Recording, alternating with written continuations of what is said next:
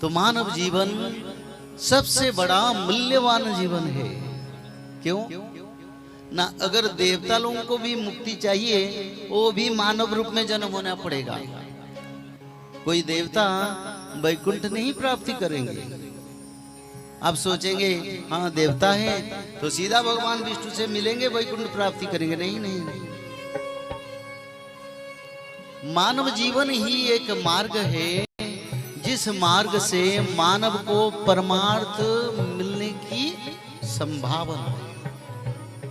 इसीलिए देवता, यक्ष, गंधर्व, मुनि, ऋषि, सिद्ध सब चाहते हैं मानव जीवन मिले।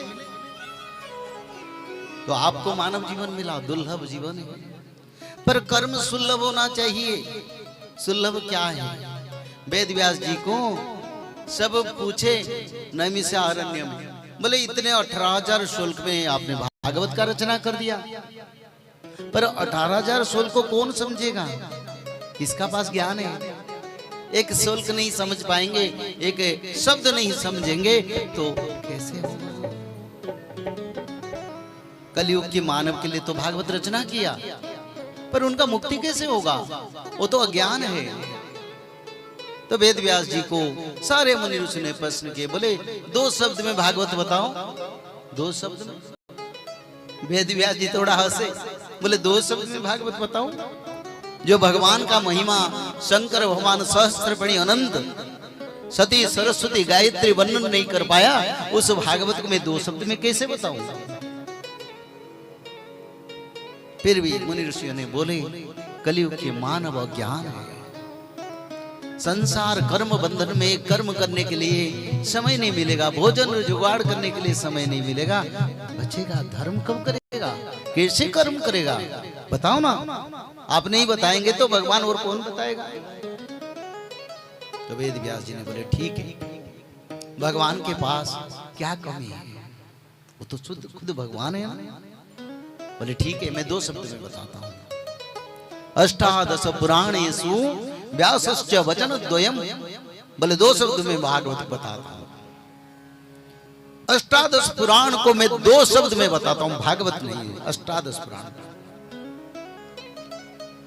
परोपकाराय स्वर्गाय पापाय परपीडनम्। बताएं, पराई का अनिष्ट करोगे नरक प्राप्ति,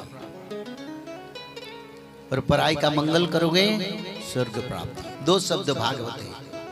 स्वयं भगवान का सच्चिदानंद रूप जो भागवत है, 2 तत्व को मानव को पालन करना पड़ेगा। कलयुग को मानव को क्या मानना है? न कभी किसी का बारे में गलत ना सोचो। खुद को आता है, लोग सोचते हैं मैं भगवान को बता दिया उनको दंड पड़ेगा, पर सच में दंड उनको नहीं पड़ता है।